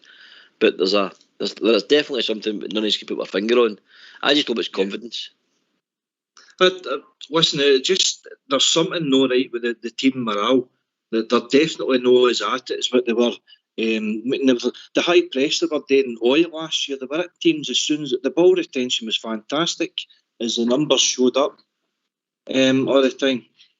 So it's just there's something not right there with the team. We're missing far too many chances anyway. We're not putting teams to bed, and that's why they're staying in the team, the game for as long as what they are. It only needs one mistake, and all of a sudden they're getting a point out again. They didn't deserve nothing. You made a good point about a high press, Alec. Yeah. If you think about our team, pretty much Aribo, Kamara, Davis, Morelos, Kent, Golson, Barisic, and Tav, they are 9. I never counted them, actually. I should have done. They are 9 play every week, and maybe that's the trouble. Maybe we're first team squad. We'll get a better squad, the best squad since Gerrard came, but maybe we're top 11. It's just we're going to the well for the same people all the time, Port, and they can't keep doing it. That's quite a good point, mate. I remember when as soon as Gerrard came in, he implemented the 5-second rule. If Rangers lost the ball, they had to get it back in 5 seconds. It's a pretty similar rule that Guardiola had at Man City and Barcelona, and that used to work. That worked brilliantly, but for some reason that we seem to want to sit off teams now, which I think's a strange sort of difference for last year. But as you said, maybe the squads, maybe the 14, 15 players just under the quality. Or like I said earlier on, mate, before the tune, is there trust issues in Gerrard with the current new guys that's come in and with some of the other parts of the squad? That's one of the things I'm wondering. Is there a trust issue like say with Bacuna, Lundstrom, and Sakala? Well, Bacuna and Sakala, I think you could take, because one of the groin strain, the one hadn't had a pre-season, had they played a game, so they had to get him up to fitness. Lundstrom, I thought that as of Thursday, he'd made his first steps to becoming a Ranger. He wasn't great, he wasn't outstanding, but he had a reasonable game against a top quality side, let's be honest. Yeah. Alex? Yeah, no, I agree with you there, mate. But it doesn't do a lot of their confidence any good if they're playing decent and then they're getting dropped for the next game. Keep him in the team, give him a run of games. You know what I mean? You'd an opportunity there to rest Wee Davis. Take the opportunity when it's there, and a guy's actually getting a wee bit of confidence and belief in his own ability again. They're Balogun as well, starting to play good. And then all of a sudden he loses his place to Simpson. I mean, he must be looking around about that dress. Why am I getting dropped? Why is Golson not getting dropped? Or keep me in the team, you know what I mean? So it's just it's a fine balancing position for Gerrard. He's not going to get it right, but he's needing to start getting it right. And as George mentioned, his substitutions are a wee bit baffling now as well. I mean, I didn't see Arfield coming on yesterday, but what was he going to bring to the game? He's not playing well either, and he's leaving Lundstrom still on the bench. Well, Arfield, you think maybe can get in the box, but we never get involved. It was a strange one, but look, hopefully we can turn this corner. I'm glad we're top of the league. Everybody be really unhappy. I know. What are we like? But they've got massive problems across the road. And that's 9 league games in a row they've failed to win. But the media's not highlighting that. They're trying to keep, deflect it back on us that Rangers can't play in front of their own crowd. 3 draws and 6 defeats in their last 9 trips up on the road. So we just need to try and keep the pressure up on them. I know we're self-critical, but we're doing our bit. It's just we could be 9 points ahead instead of 4 points. We could be, mate. We could be, and the games that 5 points we dropped to St Johnstone and Dundee United, we could easily beat or drew with Dundee United, and we should have won yesterday. All of a sudden, you've got 5 more points, and the pressure's really on them, really on them. But look, we've got to just worry about ourselves, Port, and keep winning football matches and get back on track Wednesday evening. 100%, mate. And I don't think he should try and make massive changes for Wednesday, mate. I really don't. I think he needs to play the strongest teams, because we need to get first chance of silverware, a semi-final, then you're only basically one more game. One game then the final, 2 games effectively. You've got a cup potentially next year, so I just don't want this season to peter out, mate, and we say we're our own downfall. I don't want that to happen, mate. I just don't want to look at the end of the season, which doesn't. I don't think we'll get to these records of 100 odd points. I really don't. I think the league could be won by about 80 points this year. If you go in current form, and both the two teams that should be fighting for it. But I just don't want this to be our own downfall, mate, or not completing this season and ending champions. Right, okay, we'll see what it takes. It's all about the next game now. Alex, it's all about the next game Wednesday, and then you move on to Dundee, and hopefully we can keep up momentum. But obviously we drop points, but we can keep up an unbeaten run, win our next 2 games, and then look forward to Europe. Yeah, definitely, mate. I mean, there's a domestic cup here still to get won. The first one of the season, Gerard's no won one. I think he'll make some changes to the team, but I'm hoping it's no too many. But there's definitely an opportunity to win a cup there this season, and we just need to regroup, go back to what we were doing last year, and start getting back there again. Then the confidence comes back into the team, because they're winning, because they're keeping a clean sheet, starting to score goals. So a couple of players just need a kick up the backside. I think it's a collective, mate. I think you can put your finger on it's a collective. I don't think guys like Simpson played well the other night. We've been critical at times of John Lundstrom. We've said this, that one, different people, but I think it's the collective, Port. I think it's going to take one game could do it this year. Effectively, one game, it could be this cup game, could trigger your season, 100%. And I think with the amount of changes, and we've not got a settled side yet. We've not really got a settled, say 7 or 8 players that are playing every week. And in my opinion, that's what you need to get consistency and continuity in your selection, and continuity in the style of your play. Players get to understanding becomes better.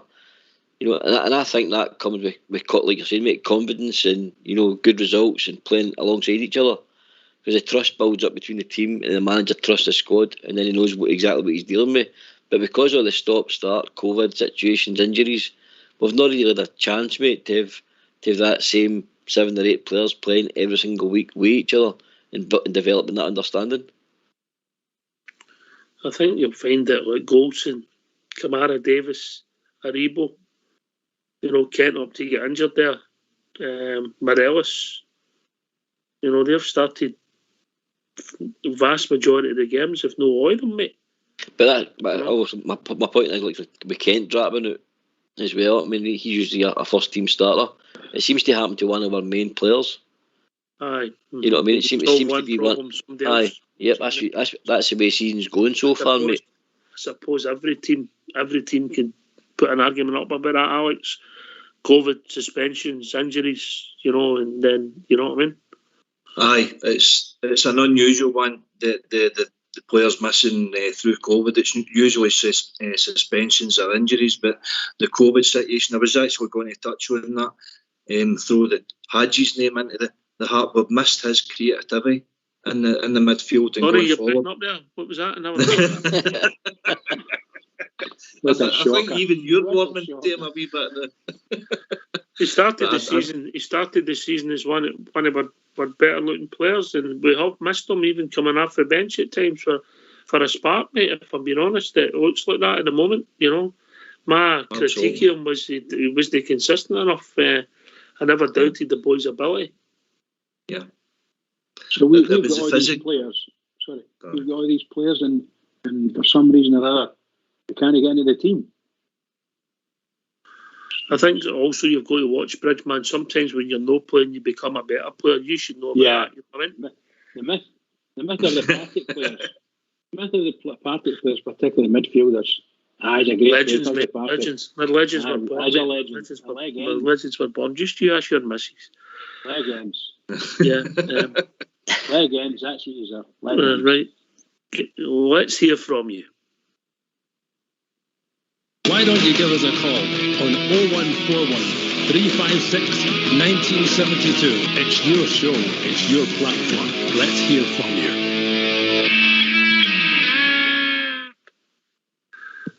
Yeah, Hadji back fit, fresh, challenger. I don't know if he's back for Wednesday. I've lost the plot with him. Port Bear, I just don't know. And obviously you got Hadji, playing Ryan Kent, playing Ryan Jack. These are all big players, Very big players to lose, mate. And like you touched on earlier on, Hadji probably one of the best starts these Rangers, season this year. I think he looked pretty dangerous in any game I seen him play, whether it was coming on or when he started. I've always said it, I'm a big fan of him. I do rate the boy, but I just think he needs to, again, another player with massive, ability to create chances and do that, have that moment of magic that could win you a game, and we've been denied it. So probably we're two of our best creative players, Kent and Hadji. That's two games. Let's Kent this game, and Hadji's been out for a few with COVID. So I think Ryan Jack, mate, has been a great player a great servant for Rangers. And Alex touched on, although he never played as many games last season, I do think you're missing him in there, mate. I really do. I think you're missing Ryan Kent's, his organisation, his desire to win in games. I think he's a winner. And he adds something different to our midfield, I think, a different dimension in what we've already got. Yeah, when he's on form, he's good. He's a magic wee player. Can I ask everybody a question about the game on Wednesday?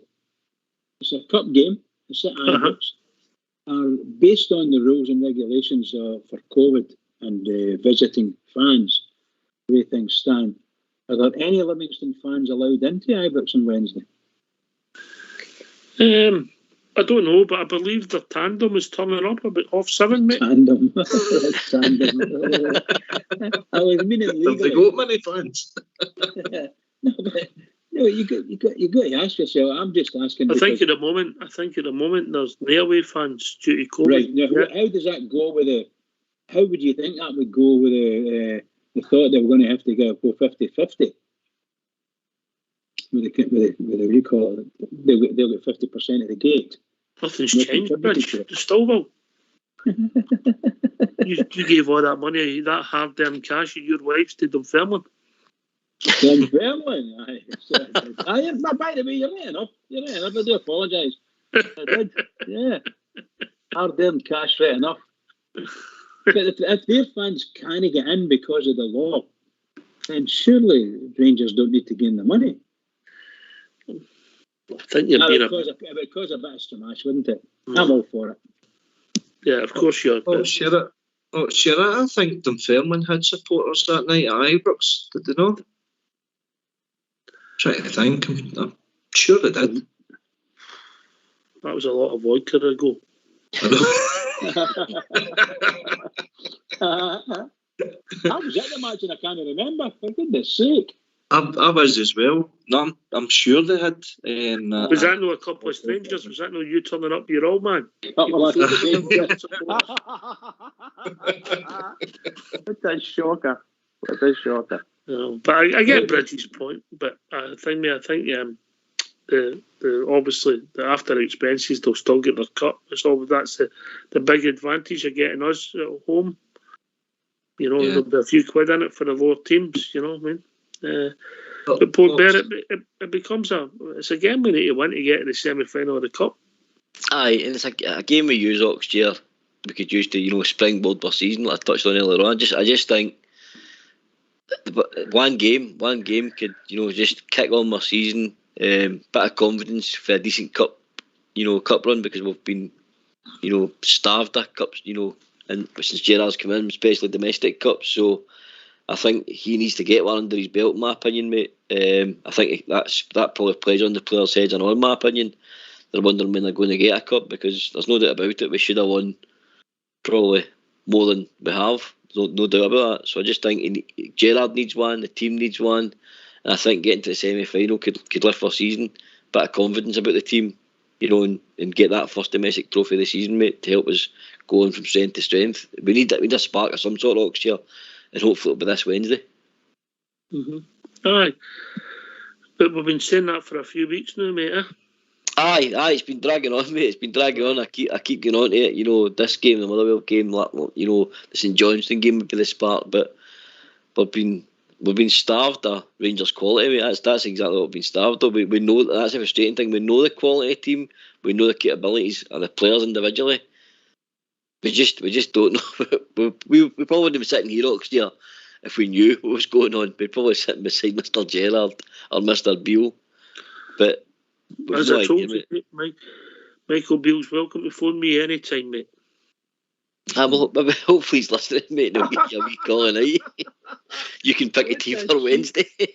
What a cheek! I'll tell you a shocker. Wouldn't it be a fair it wouldn't be a fair conversation, mate. He would need to get a bit more knowledge, I think. Maybe read your book, yeah. Aye. The Book of Oxshire. There'll be some good chapters in that, I'll tell you. The Chronicles of. Life and times. But Alex Kelly, are we being too critical? This team has took us so far. We've been so grateful for them. We know what they've done. They're top of the league. Won on Wednesday, won at Dundee. We're still top of the league and games are moving on, yeah? Yeah.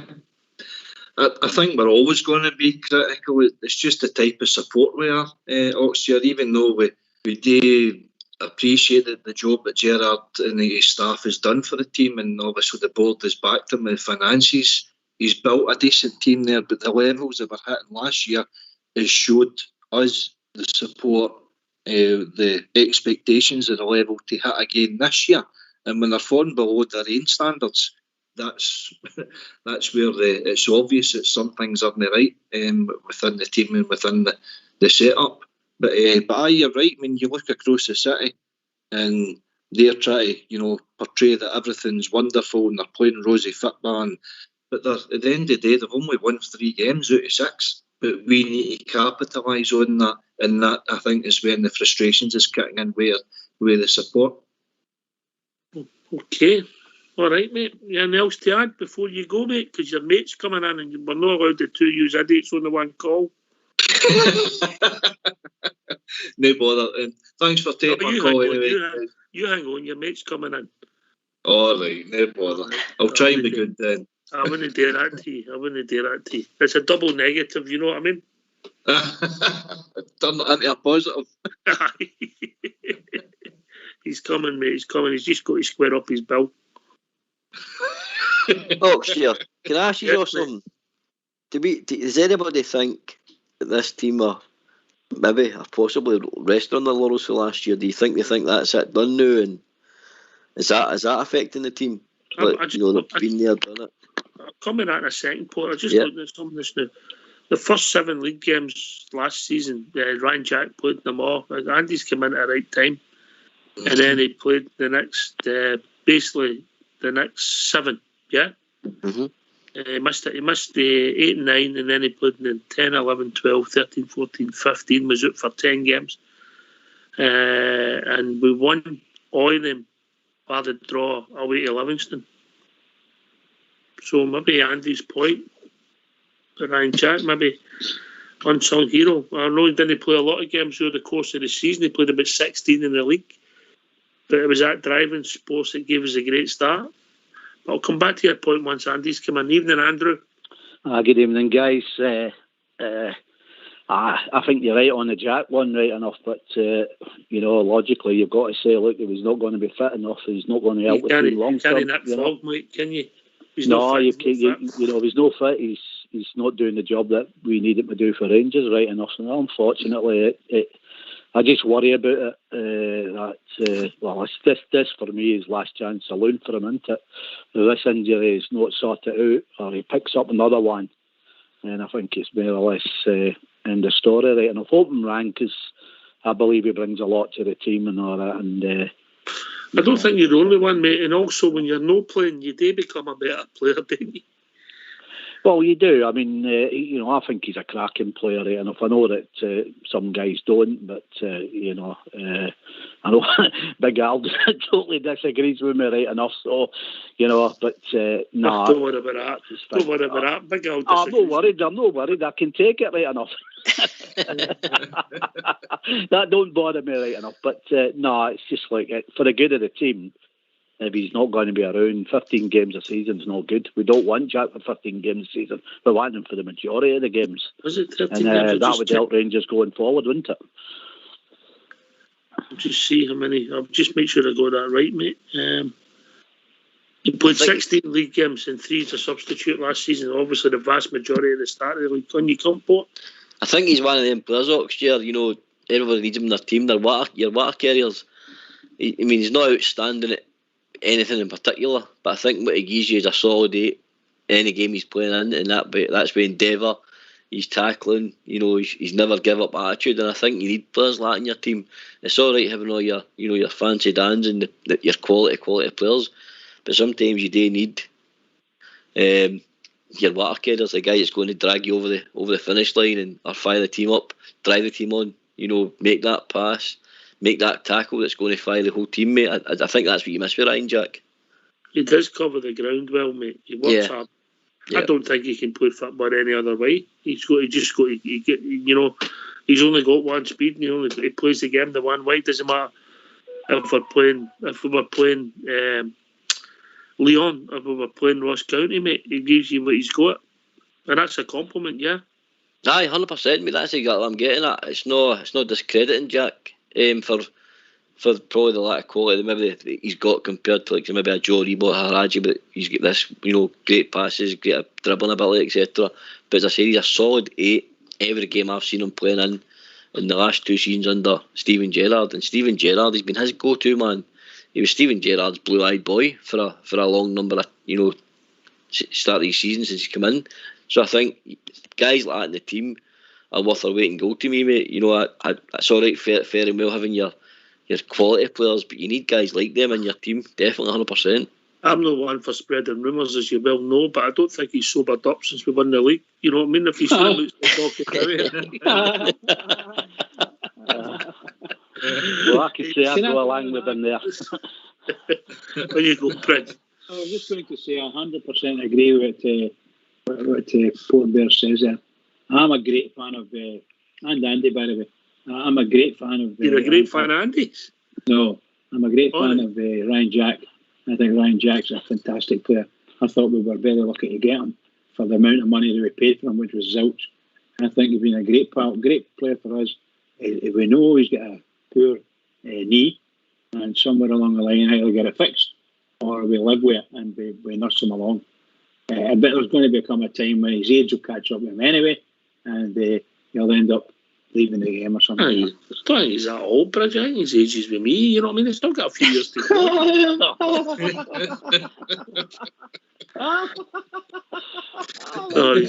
He's a good player. Andy, you've banged the drum about him for quite a long time now, but talking about guys that like the drum to be banged, we'll be joined by Alex Favershaw. Evening, Alex. Good evening, Oxshire, Bridgeman, Port Bear, and everybody else that's here in the panel. How are we doing, lads? All right? All right, Alex. Good to hear from you, Alex. What's on your mind, mate? Just yesterday's game. If we'd have took all the chances in the first half, the game was dead and buried. Unbelievable, man, the chances it was missed. For the first 60 minutes, the game was Peter, the chances they made was unbelievable. And that's the sickening thing about it. And as you knew the game was going on, there was always a chance that Mull was going to come back and score a goal, and that's exactly what happened. So, there's no excuses at the end, but poor at the end. Very poor that the team can't play at 90 minutes. I don't know what's going on there. But as I say, for the first 60 minutes, I looked really good. It was a Jekyll and Hyde performance, to be quite truthful. And that's it. The substitutions, I wasn't really too sure. I thought Young Wright was not too bad. Sakala, I thought he was doing quite well. And he changed it at the end when they bring on Morelos. I knew they weren't going to get the victory at the end up. It was just huff and puff at the end up, just relying for, what do you call it, somebody put a ball through for somebody to try and score a goal. But all in the first half, they were absolutely, well, you compare who we've been. Sometimes we start the opposite way. There's no tempo. This time we were out there, okay, they got a fright with them all and they kicked the ball over. And it went over the head of the centre back. Big Golston made the tackle. But apart from that, we had chances to win this game in the first half. I wouldn't be sitting here talking about being only 1 point in front. 3 points was there. Stevie Gerrard's right, but we lost 2 points there. It was a massive 2 points, but we missed it. Aye. Self-inflicted, Port Bear. Aye, how you doing, Alex? Good to have you on, mate. How you doing, Port Bear? How you doing, no, I totally agree with Alex, what you say there, mate. It's that's my big worry. Us being my own downfall last year. You know, we can all accept getting beat. I can accept getting beat if you're beat by a better side and stuff, or they get a bit of a lucky goal, a deflection, whatever. But to be after 60 minutes and then, you know, the whole team seems to just run out of legs. Everybody else, you're not just a couple of players. It seems to be affected the whole team, and then they get the break we all seen coming. They got the break and they put it in the pocket, and we didn't seem to have another gear to lift it to go and get that back. Whereas last year we had it. I can't put my finger on it, Alec. I really can't. It's starting to do my head in what's going on. But I do think it's round the corner. That's what I'm going to put a positive swing on it. I do think if we want to make all these, you know, chances like we had in the first half, I'd be more worried. So I'm hoping it's round the corner, mate, but when it's going to come, I couldn't tell you. It's frustrating, Alex, but I don't think any can really put their finger on it. But you get any thoughts? I don't know if it's maybe confidence or what, but when they started off like that, I mean, let's be quite truthful. The game should have been put to bed. Yeah. And you keep missing chances like that. I mean, that's how Motherwell will play. And I must admit, that every 5 minutes lying down cramp and holding themselves up and wanting the trainer on the full lot, that's just diabolical. They talk about European football. By the way, it's came back here, then if that's how Motherwell's got to be playing. And they guys get down and watch Motherwell. God knows. That's more like rugby. That was absolutely diabolical watching them. And that's what they played out for. They played for the draw and they got it. You've got that Graham Alexander jumping the sidelines there when they scored the goal at the end of the game. That's when it's always 1-0 against these teams. There's always a chance. All it takes is a throw in, somebody taking, what do you call it, a foul, somebody just playing the ball through or a corner kick, and you're liable to lose a goal. And that's exactly what happened. And we all sat there yesterday. The last 20 minutes, and we're all looking at one another. We knew there was a chance Mull was going to get an equaliser here. And that's what happens. You don't put these teams away, they'll get one chance, and that's all they need. Big burly team, big rough team, and that's all they were there to try and hold Rangers out, and they've done it. But the first half performance with Rangers, that's one of the best we've played, to be quite truthful. I was a bit with Stevie Davis and that. I thought they were probably arrested him. And I thought Big Lumsden were in there at centre midfield after the game he had there. But there you go. I know this, we've got two guys for each positions. I'm beginning to think it's maybe not like that, Jonah. Andy? Yeah, can you agree with what Alex said there, right enough? I said on the pre-match yesterday that I think the old failings are coming. When we're at 1-0, the longer the game goes on, you can see them kind of sinking into the shirts. And that's what happened there yesterday. What we should have on the referees, I know that what we got up there. But, you know, what they should be saying is, right, if you're going to start that carry on, get off the pack, get off, if that's what you want to do. They'll soon get up and start running about then. That needs a strong referee for A tactics, but that's St Johnstone that's done it to us now. That's Motherwell that's done it to you now. Your Livingston, you'll probably get the same. So we're going to have to learn to combat that, and that's, you know, by being too worried, chances of putting the ball in the rigging, and you know, that takes away that problem. They want to do that when we're 2 or 3 up, then you'll not see them doing it then, but let them get on with it. But, you know, we had enough chances to kill that game in the second half. I said to Shuggs at half time, so we're going to get done here if we don't get a quick goal. You could. There's not 2 halves in them, and that, as I say, frustrates the hell out of me. But the way I'm looking at it now, like I had my say yesterday, and I mumped my gums a wee bit. But like, I just hope he gets into them, gets them told to come on now. As I keep saying, we've messed about long enough now. That League Cup, we've owned that for years. Let's go and get that trophy. That trophy could set us off for the rest of the season. It was always great. We won that first trophy, that first League Cup. We more or less took it, more or less every other season or in a row sometimes, and it set us off to go on and win the league. Surely, come on, I've said it a million times, we've got to try. You know, we're hunted all the time everywhere. We always play cup finals. Now we're playing a double whammy. Everybody wants to take us out. It's up to us to go out and show everyone why we won that league last year. That's all I'm asking of them. I think we need to stop looking back, mate. That's the problem. Yeah. Well, that is the thing. I'll give you that, Ox. But at the end of the day, you know, like you said, that has gone now. And as I said a million times, you've got to pop your chest out, man, and just say, come on, if that's what you gain as well, we're going to step it up. Because they are good players. As I said to you before, they're not great players. They're good players on the day. But they should be good enough to do what's in that league in Scotland. And players who could become great players, mate. Correct. That's what we're saying. I mean, you're only in that league. I've always said, along with Shuggs, when we talk, we would say, like, you can possibly lose 4 or 5 games. They've done 3 already, so it's in our hands. There's only us that's going to blow that league. They've lost 3. They can't lose many more. They said we're not out of the first 10 yet. And I'll tell you, I've said it a million times to you before, when they go to teams like Livingston, the Minifield away, Hearts, they will struggle. But if we don't up our game, we're going to give these 4 points back to them. Because the way we're playing now, going to some of the away games, we're going to have the same problem. All right, mate, all right. You know. Calm down. I've got my work. Now you get me going again.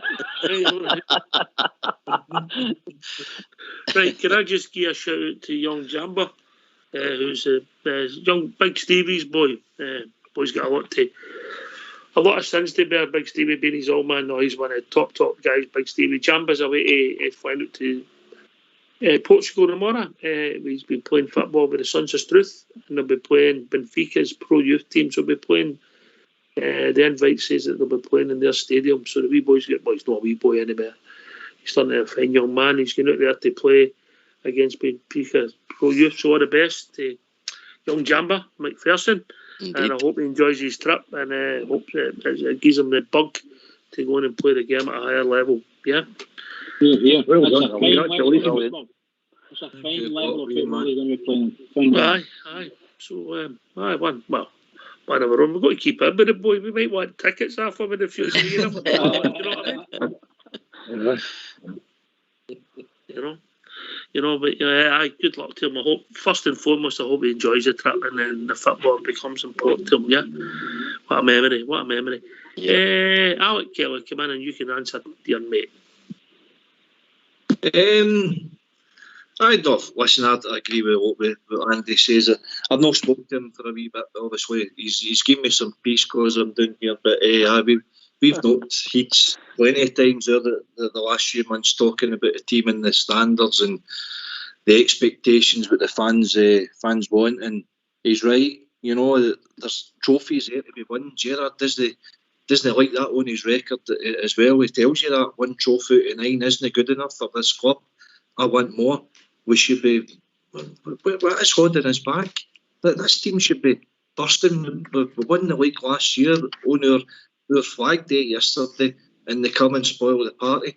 we should be blowing away a team like that yesterday, but we're no. So we've got our own wee issues, but I think it's the confidence factor is what you say. We just need a good win, rack some goals up, and then hopefully that kick starts the season. But I was going to, before Big Al comes in, I'll drop out if you want, guys. It's not an issue. No, you stay there. You stay there. By the way, I'm calling. By the way, I'm calling for Australia. By the way, I'm calling for. We know you're in Lanzarote. Okay. How many times did you drop I know. Where are you, Big Al? Where are you? I'm actually at a place called Belmont, and I'm going fishing this morning, gentlemen. Going for catches tea. Is that not a jail somewhere? Is that not a jail in Sydney? Belmont? Nah, I wouldn't know anything about that. Big man, the floor's yours. Look, if I took all the chances, would have been up. I mean, singing and dancing, we would have been 6 points clear. At the moment, we're only 4 points clear. That's all right with me at the moment. I think things will get better, but I think the manager's got... We're all talking about the players, but I think the manager and the management team have got a lot to answer for here as well, for this kind of bad start, if you like. They're the guys that bring in these players. I think he said in his press conference he wasn't too happy with the players he brought in. Our hands are tied to a certain extent. If he's not got confidence in players, I think it was the Gravy boy that was saying the manager might not have confidence in the players. Well, he bought the players. They must have done their due diligence on these players. Players come in. I think I said before, when I was younger, I thought we bought players and they came in straight to the team and were off and flying. Maybe I'm just reminiscing a bit there, but we seem to buy players. You're right, Al. It doesn't seem to happen the modern way. You used to sign somebody on the Friday night, they'd be playing on the Saturday. Well, you've got a guy on tomorrow night. That's a bit of a coup for you. Remember, did we not sign him for one game and he came in and remember he was walking through the airport and he was up for the cup walk the night before the game. So we maybe need to look at the character type of player. And Andy, I really must say to you, man, Ryan Jack will not make a great difference to this team. Somebody coined the phrase water carrier. Aye. That's about as much use as he'll be in our team. A water boy. Have a nice night, Andy. Have a nice night, mate. I just thought I'd get that in there.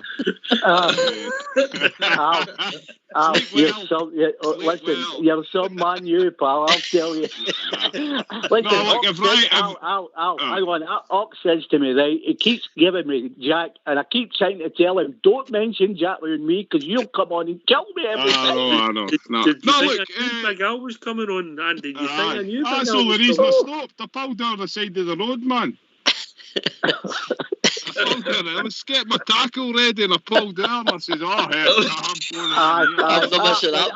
knew that was coming, right enough. If you want, I can feel your hook in the back of my head. Tackle ready, we can sort it out for you, Big Al. I can feel his hook in the back of my head. We've got a tackle specialist here. One at a time. If Ryan Jack is the answer, and Ryan Jack comes and solidifies that midfield, because I do think we need a bit of fresh legs in there. Aribo doesn't do it for me. Kamara, he blows hot and cold. Stephen Davis, I think we've got a ready-made replacement. I'm not saying replace him, but I think we have to integrate the young boy Kelly and pick and choose Davis's games a wee bit, because he still plays for Northern Ireland. All the best to him. I wish him all the best with that. But my first and major concern is Glasgow Rangers. So if we could rest him and utilise him when we need him, that I think that would benefit us in the long run. I've heard a few people talk about wee Defoe. Where is he? Is he retired? Because how's he, maybe getting a wee game on the bench and getting on and maybe nicking as a goal? You know what I mean? So I think we need we're back to was it just 7 subs now? No, I think it was half a team. It was a team. It was at the side of the park before. So does Defoe get in before Morelos? Does he get in before some of the other guys? I don't know if he does, mate. And also he had a knock, didn't he? He had a knock, but I don't know the details. But it's not been mentioned for for a long time, you know. Well, what's he doing there then? If Well, he's he's definitely not showing them how to finish anyway, that's for sure. No, definitely not. Yes, Alex. I was going to say, just on Big Al's point there about the four, There's 23 shots.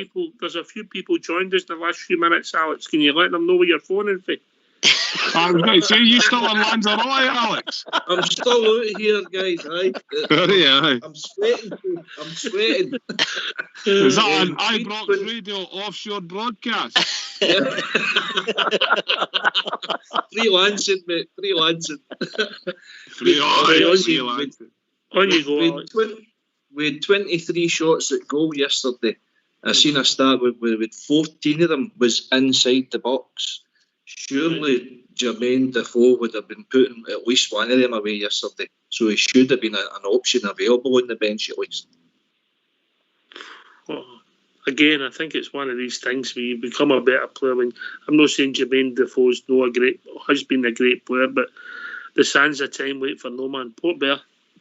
I'm sure I read on Rangers' own official pages, mate, that he was concentrating on his coaching badges. And that's why he's been wearing the Gaffer's colours. He's part of the management team now. I don't think you'll see Jermaine Defoe in a Rangers jersey again, mate. I think as you touched on, there's Sakala, there's Roof, and Morelos in front of him. So I think he took the decision himself to move his whole career into the management side, the coaching side. I thought one of the problems yesterday, I couldn't understand what Roof was doing at times yesterday. I know that's what he does when it works for him. He's really good. He sneaks in and ghosts in. But yesterday he ghosted in and then puts it over for 4 yards. And if he scores that, the chances are the way he plays, he might have been on his shoulder. Another one. Big Al. I'm still in Belmont, New South Wales. All right. He's fixing his backlocks here. He's fixing his backlocks. That's not far, I just need to ask Andy. Andy, how much Jake will sell Ryan Jack to Liverpool for? Wait a minute while I take I'll wait while I take the fishing hook out the back of my head and I'll give you an answer. No, look, I think overall, I think we should be happy. I think we are hypercritical. We can be, Al. We can be. Yeah, definitely. Look, I'll go, guys. I need to go because I'm a busy boy this morning. They're biting. Just let us know before you go. Where are you? I'm just in New South Wales, a place called Belmont, just past Swansea. Beautiful part of the country, actually. I'm sitting here looking at the black swans on the lake side of the estuary. Beautiful. They flew over from Western Australia for the summer because it gets too hot over there for them, you know. All right, they must have bypassed Lanzarote then to get there. It's too cold, Lanzarote. How did you get there, Alex? On a bus? Are you in a tent?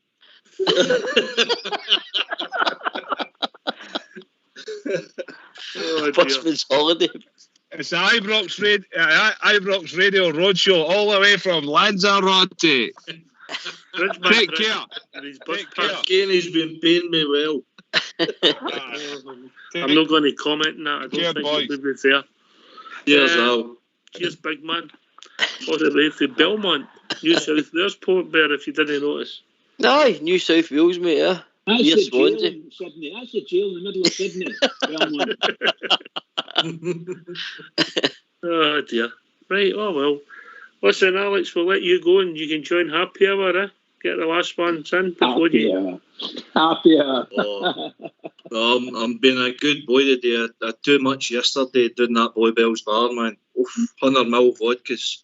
Oh dear. No good for you. You're in Lodi. I know. Tell the wife that yesterday when I was steaming, coming in, fell up the stair. Brilliant. Sorry. Anyway, gentlemen, we've reached that time in the evening. Thanks to Alex. Alex, we wish you always great to hear from you, mate. Oh. Thank you, Ox. You're good. Thank you.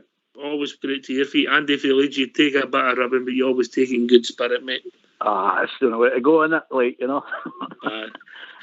Alex Kelly on the way for Lanzarote. Oh, what did I tell you?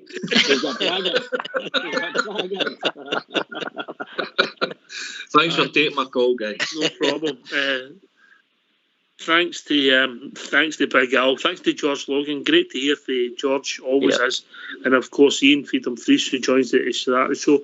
Also, thanks to Port Bear and Bridgman for doing the show. We'll be back tomorrow night. When first and foremost, we'll be joined by our Rangers legend, the one and only Mark Haitley. And after that, Bridge will be back, and we'll be joined by Big Stevie for the drum, who's coming on because he'll be pining for his boy who'll be playing football in Portugal. Thanks for listening. Stay safe, and it's over to the Bridge.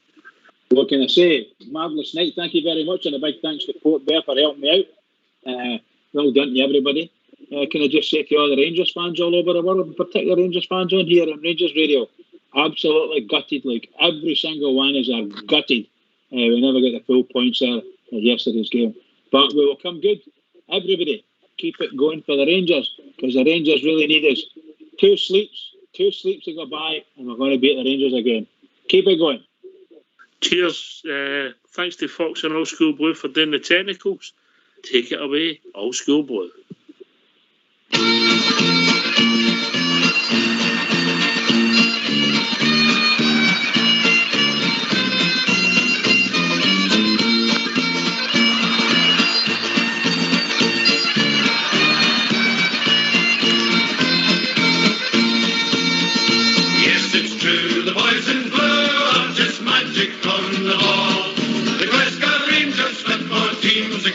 Team of all. We support the Glasgow Rangers, do not Ibrox is the place, and we will follow in the championship race. Yes, it's true, the boys in blue are just magic on the ball. The Glasgow Rangers football team's the greatest team of all. It's true, the magic boys in blue are the best team in the land. You've got to queue and govern to get a ticket for the stand. Yes, it's true, the boys in blue are just magic on the ball. The Glasgow Rangers football team's the greatest team of all. We've spent a lot of money on great players, yes, that's true. But the Rangers fans deserve the best from the boys in royal blue. Yes, it's true, the boys in blue are just magic on the ball. The Glasgow Rangers football team's the greatest team of all.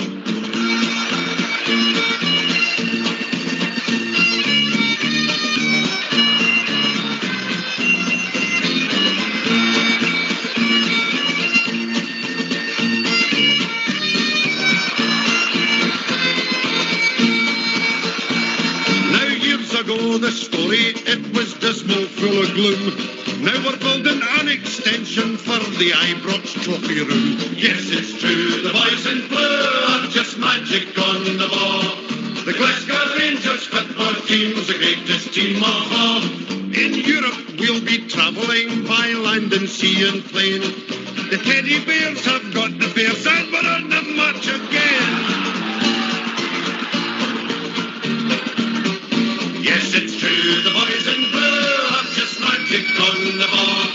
The Glasgow Rangers football team's the greatest team of all. Yes, it's true, the boys in blue have just magic on the ball. The Glasgow Rangers football team's the greatest team of all. Yes, it's true, the boys in blue have just magic on the ball. The Glasgow Rangers football team's the greatest team of all. Yes, it's true, the boys in blue have just magic on the ball. The Glasgow Rangers football team's the greatest team of all. Yes, it's true, the boys in blue have just magic on the ball. The Glasgow Rangers football team's the greatest team of all. Yes, it's true, the boys in blue have just magic on the ball.